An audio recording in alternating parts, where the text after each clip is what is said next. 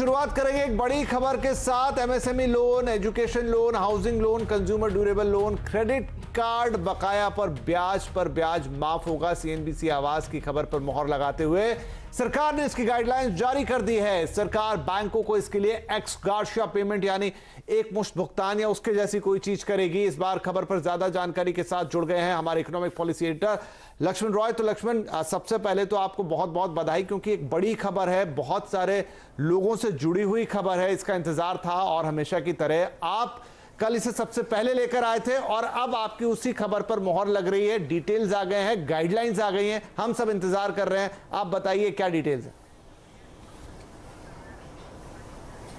देखिए, जिस तरीके से हमने बुधवार को खबर बताई थी हूबहू उन्हीं शर्तों के साथ सरकार ने आखिरकार ये गाइडलाइन जारी कर दी है। और ये जो गाइडलाइन जारी की गई है ये दरअसल 1 मार्च से लेकर के 31 अगस्त तक जो रिजर्व बैंक ने लोन मोरेटोरियम का ऐलान किया था, यानी आप चाहें तो ईएमआई नहीं चुका सकते हैं, वैसे मामलों के लिए गाइडलाइन जारी की गई है। और कहा गया है कि जिन लोगों के लिए लोन मोरेटोरियम का ऐलान किया गया था उन लोगों के ब्याज पर ब्याज जो लगता था वो ब्याज पर ब्याज नहीं लगेगा और ब्याज पर ब्याज हम माफ कर रहे हैं। सरकार ने अपनी गाइडलाइन में यह कहा है। इसका मतलब यह हुआ कि मान लिया जाए अप्रैल महीने में कोई ईएमआई हमारी बनती थी, हमने नहीं चुकाया, हमने मोरेटोरियम का फायदा लिया, तो वो जो ब्याज हमने नहीं चुकाया है उस पर ब्याज लग रहा था, अब वो ब्याज आपको नहीं लगेगा। यानी ब्याज के ऊपर ब्याज की जो रकम है वो सरकार माफ कर देगी। अगर आपने वो रकम चुका दी है तो आपके खाते में वो रकम आ जाएगी। लेकिन इसमें महत्वपूर्ण बात यह है, ये सभी के लिए नहीं है। इसके लिए सरकार ने 8 अलग अलग तरह के लोन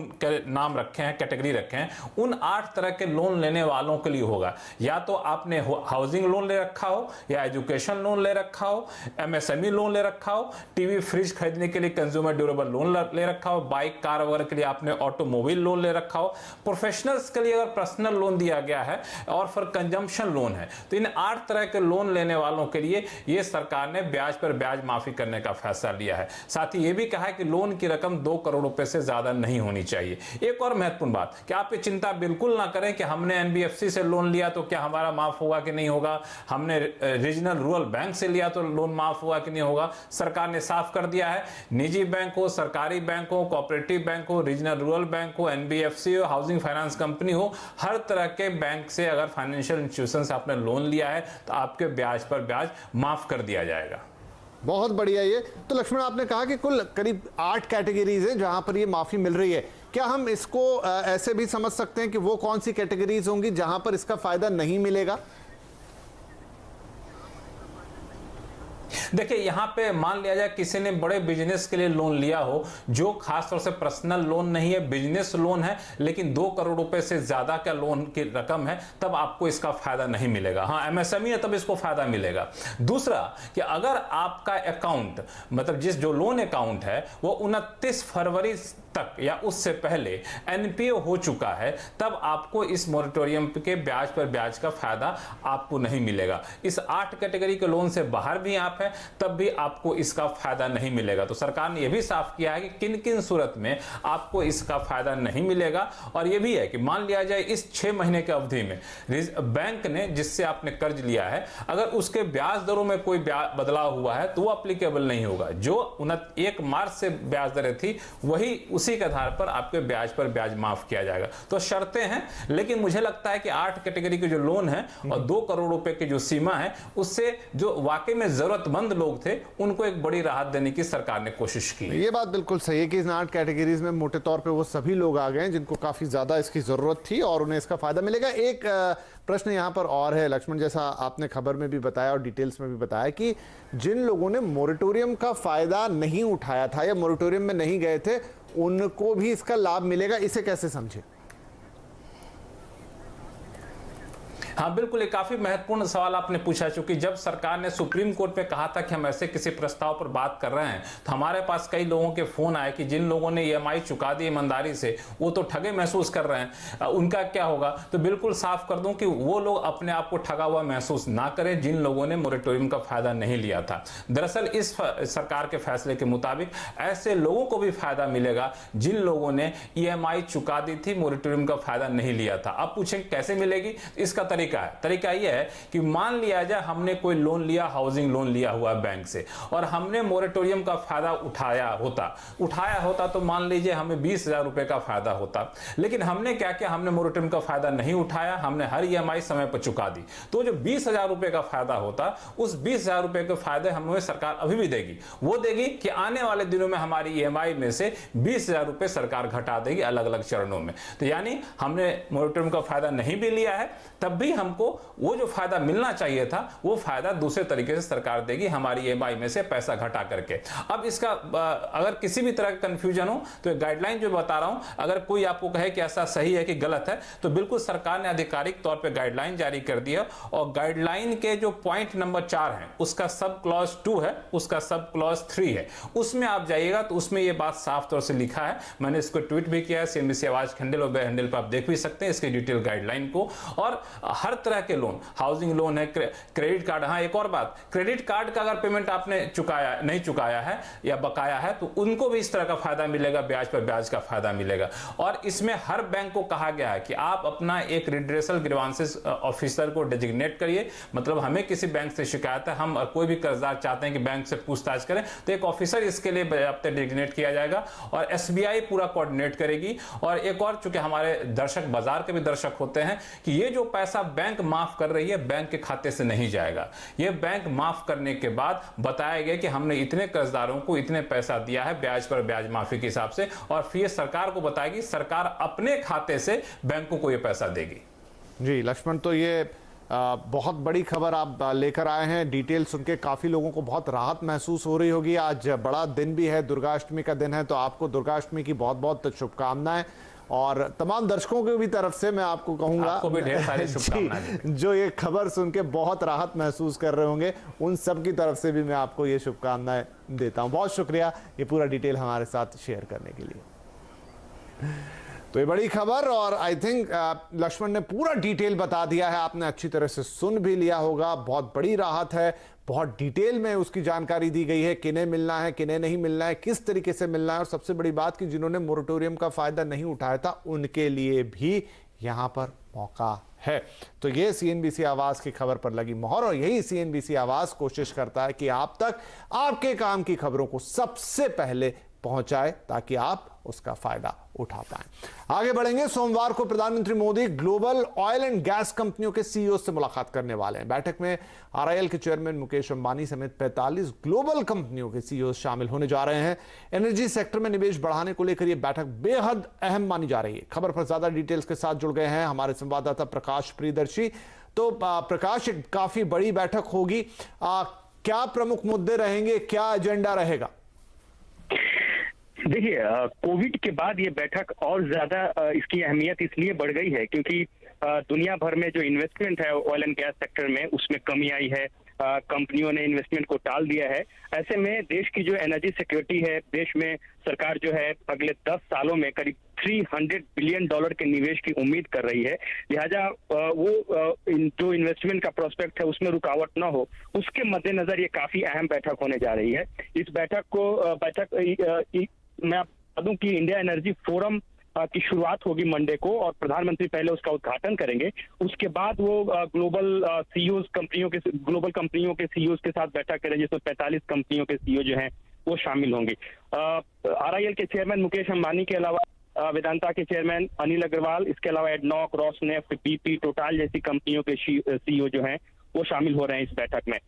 जो अहम एजेंडे हैं इस बैठक के, जिसमें सबसे अहम है कि इंडिया का एनर्जी सिक्योरिटी कैसे सुरक्षित किया जाएगा कोविड के बाद, किस तरीके से नेचुरल गैस का जो मिक्स है टोटल एनर्जी कंजम्पशन में उसको बढ़ाया जाए, जो रेगुलेटरी हडल्स हैं उसको सरकार ने दूर करने की कोशिश की है, किस तरह के रिफॉर्म कंपनियां और चाहती हैं भारत के ऑयल एंड गैस सेक्टर में, आगे की रणनीति क्या होगी इन्वेस्टमेंट बढ़ाने को लेकर। ये तमाम ऐसे मुद्दे हैं जिस पर प्रधानमंत्री करीब 6 बजे जो है कंपनियों के CEOs के साथ बैठक करेंगे। उसके बाद आगे की रणनीति बनेगी। मैं आपको बता दूं कि 13 वीक के तहत इंडिया एनर्जी फोरम का आयोजन हर साल होता है, चौथा आयोजन है, और नीति आयोग और पेट्रोलियम मंत्रालय इसका आयोजन करता है। काफी अहम बैठक है, खासकर कोविड के बाद जो स्थितियां बनी है उसको देखते हुए।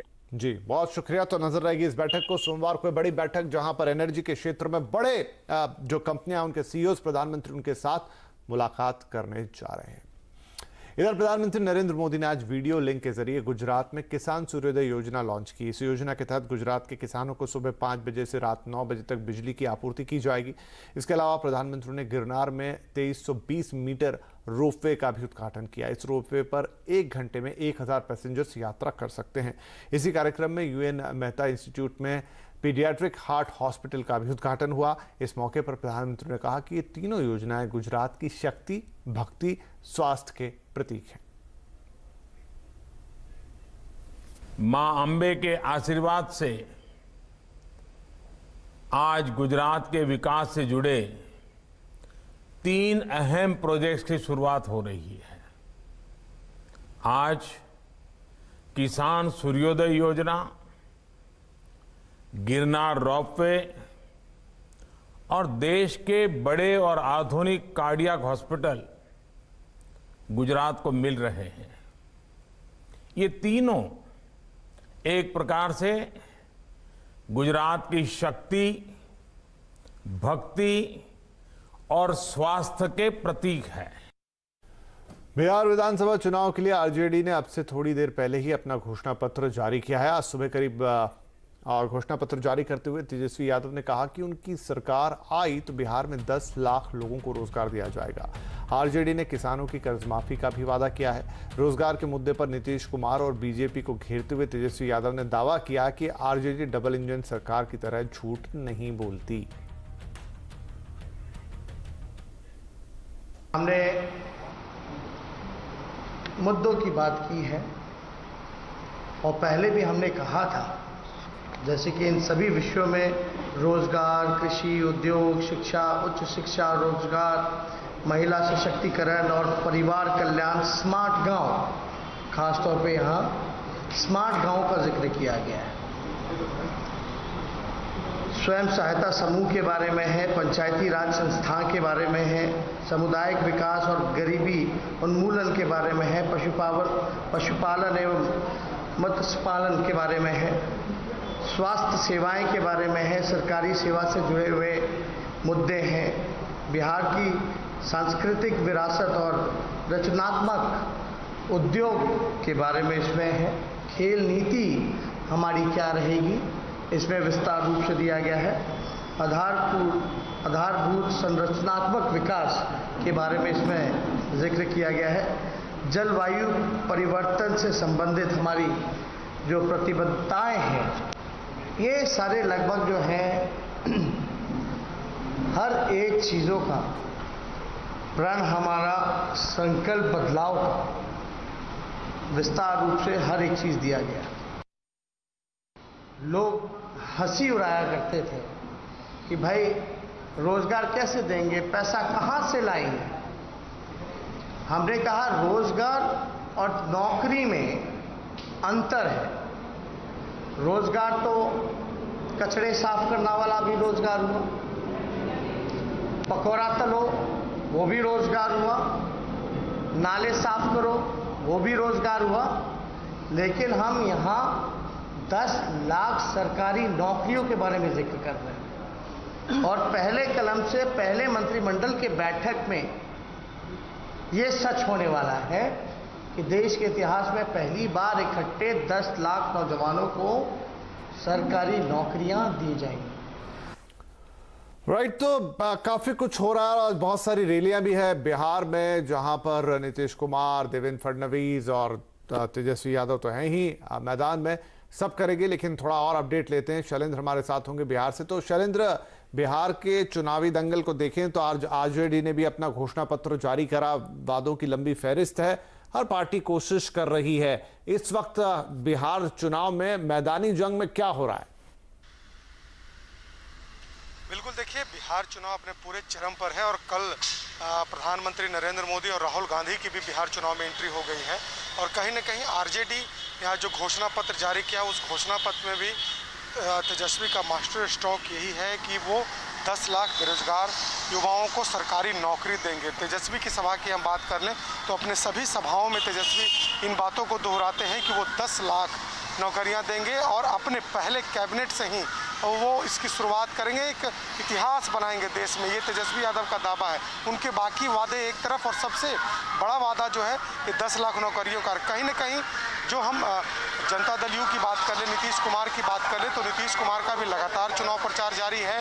नीतीश कुमार भी अपने 15 सालों का हिसाब जनता को दे रहे हैं, और उन्होंने जो घोषणा की है 7 निश्चय पार्ट 2, उसे भी कहा है कि हम बखूबी हूबहू जिस तरीके से 7 निश्चय पार्ट 1 को हम लॉन्च किया और उसे हमने लागू किया, उसी तरीके से 7 निश्चय पार्ट 2 को हम बिहार में सरकार बनने के बाद लागू करेंगे। बाकी दलों का भी यही हाल है। कांग्रेस ने भी मैनिफेस्टो जारी कर दिया, बीजेपी ने भी मैनिफेस्टो जारी कर दिया। बीजेपी के मैनिफेस्टो पर सवाल जरूर विरोधी उठा रहे हैं कि आखिर जब कोरोना वैक्सीन आया नहीं तो आप वैक्सीन देने की बात कैसे कर रहे हैं। तो आरोप प्रत्यारोप का जो दौर है वो बिहार में जारी है। चुनाव प्रचार चरम पर है। आज भी राज्य में कई जो बड़े चेहरे हैं, बीजेपी के हों और कांग्रेस के हों और अन्य दलों को, वे सारे चेहरे बिहार में हैं जो चुनाव प्रचार कर रहे हैं। और इस चुनाव प्रचार के बीच आरजेडी का ये मास्टर स्ट्रोक है, और आरजेडी ने अपने घोषणा पत्र में भी इसे शामिल कर लिया है। जी चलन, बहुत शुक्रिया इस बिहार अपडेट के लिए, चुनाव अपडेट के लिए, और हम लगातार आपसे संपर्क में रहेंगे। आज क्या और रैलियों में कहा जाता है वो सारी बातें आपको जैसे जैसे चीजें अनफोल्ड होगी जरूर आपसे लेंगे। लेकिन फिलहाल आगे बढ़ते हैं, और क्योंकि ये सारी जो घटनाक्रम है देश के अंदर वो हो रहा है एक चीज के बीच जिसका नाम है कोरोना। जी हाँ, देश में कोरोना के मामले अब 78 लाख के पार चले गए हैं, लेकिन नए मामलों में लगातार गिरावट देखी जा रही है। ताज़ा आंकड़ों के मुताबिक पिछले 24 घंटों में करीब 53,000 मामले सामने आए हैं। वहीं 67,000 से ज़्यादा लोग ठीक हो गए हैं। रिकवरी रेट 90% के आसपास है। हालांकि इस दौरान 650 लोगों की कोरोना वायरस से मौत भी हुई है। अपडेट के लिए हमारे साथ हैं आलोक। तो आलोक, अच्छी खबर है कि नंबर बढ़ रहा है जरूर, लेकिन पहले जितना नहीं बढ़ रहा है, और अब तो ठीक होने वालों की संख्या लगातार बढ़ती जा रही है जितने लोग इन्फेक्ट हुए हैं उनसे। बिल्कुल बिल्कुल, कोरोना के मोर्चे पर काफी अच्छी खबर है। हालांकि देश में भी कोरोना मरीजों की संख्या 78 लाख के पार हो चुकी है, लेकिन जो पिछले एक हफ्ते से ट्रेंड आ रहा है उसमें नए कोरोना मरीजों की संख्या में लगातार गिरावट देखी जा रही है। तो पिछले 24 घंटों की बात करें तो पिछले 24 घंटों में 53,000 नए मामले सामने आए, लेकिन 67,000 से ज्यादा लोग ठीक भी हो गए हैं, यानी कि रिकवरी रेट ठीक ठाक हो रही है। रिकवरी रेट की बात करूं तो रिकवरी रेट 90% के आसपास है। डेथ रेट वही 1.5% के आसपास बनी हुई है। हालांकि इसके बारे में कहा जा रहा है कि ये डेथ रेट दुनिया में सबसे बेहतर है, और लेकिन देखा जाए तो पिछले 24 घंटों में 650 लोगों की मौत भी हो गई है। ये अपने आप में दुख की बात है। लेकिन कुल मिलाकर जो कोरोना के मरीजों की संख्या है उसमें से सिर्फ 8 साढ़े 8 लाख ही एक्टिव मरीज देश में इस वक्त हैं। तो कुल मिलाकर कोरोना से जितने ज्यादा प्रभावित हैं उससे करीब 70 लाख लोग ठीक भी हो चुके हैं। तो ये कोरोना का अभी आंकड़ा है। लेकिन सरकार ने इधर जो टेस्टिंग की है, टेस्टिंग भी काफी ज्यादा बढ़ा चुकी है। टेस्टिंग अगर पिछले दिन की बात करें, शुक्रवार की बात करें, तो 12 लाख से ज्यादा सैंपल की टेस्टिंग हुई है। कुल टेस्टिंग जो है 10 करोड़ 13 लाख के आसपास हो चुकी है। तो टेस्टिंग ज्यादा बढ़ाने का भी फायदा मिल रहा है, और कोरोना वैक्सीन जब आएगी तब आएगी। लेकिन जो ये ट्रेंड है, जो गिरावट दिख रही है, वो अपने आप में एक तरह से कहें थोड़ी सी राहत की बात है। वहीं राज्यों की बात करें तो राज्यों में भी जो अभी ट्रेंड है, जो टॉप 5 राज्य हैं उसमें महाराष्ट्र, तमिलनाडु, गुजरात जैसे राज्य बने हुए हैं, और यहीं पर सबसे ज्यादा चिंता की बात है। लेकिन ओवरऑल देखें तो कोरोना को लेकर थोड़ी सी स्थिति जो है राहत वाली दिख रही है, क्योंकि जो रिकवरी रेट है वो 90% के आसपास पहुंच गई है। चलो, बहुत शुक्रिया। तो चलिए, राहत की बात है, त्योहार भी चल रहे हैं, राहत आती तो अच्छी, लेकिन त्योहारों में ध्यान रखिएगा कि राहत हम कहीं खुद खत्म ना कर लें। तो त्योहार मनाइए, लेकिन पूरा एहतियात बरतिए, मास्क पहनिए, सोशल डिस्टेंसिंग रखिए। चलिए, इसी के साथ वक्त एक छोटे से ब्रेक का, लेकिन ब्रेक के बाद, क्योंकि बात कर रहे हैं त्योहारों की, तो आज है महाअष्टमी, दुर्गाष्टमी का दिन। कैसी है रौनक पंडालों और मंदिरों में, बताएंगे आपको इस ब्रेक। ऐसी भीड़ भाड़ तो नहीं है, लेकिन कोलकाता समेत देश के अलग अलग हिस्सों में कुछ पंडाल जरूर लगाए गए हैं, और वहाँ श्रद्धालु भी आ रहे हैं। इस बार दशहरे की तिथि को लेकर भी दो तरह की राय है। एक तो आज ही अष्टमी और नवमी दोनों तिथियां मनाई जा रही हैं, तो दूसरा कुछ पंडितों की राय ये भी है कि दरअसल आज सिर्फ अष्टमी की तिथि है और कल नवमी और दशमी दोनों तिथियां एक साथ होंगी। बहरहाल पंडालों में कल तक भक्तों के लिए दर्शन का मौका रहेगा। महाअष्टमी के मौके पर न सिर्फ पंडालों में बल्कि देश और दुनिया भर के दुर्गा मंदिरों में भी खास पूजा अर्चना हो रही है। आरती और पुष्पांजलि के जरिए मां दुर्गा की उपासना की तस्वीरें सुदूर दक्षिण भारत से भी आ रही हैं।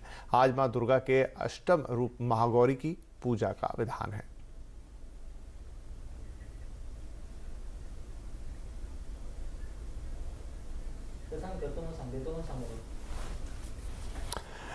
और जाते जाते नुसरत जहां आपको याद होंगी, तृणमूल की सांसद हैं बंगाल से, और उन्होंने एक खास नृत्य किया है इस मौके पर, दुर्गा अष्टमी के मौके पर। तो उस तस्वीर की झलकों के साथ आपको छोड़ जाते हैं।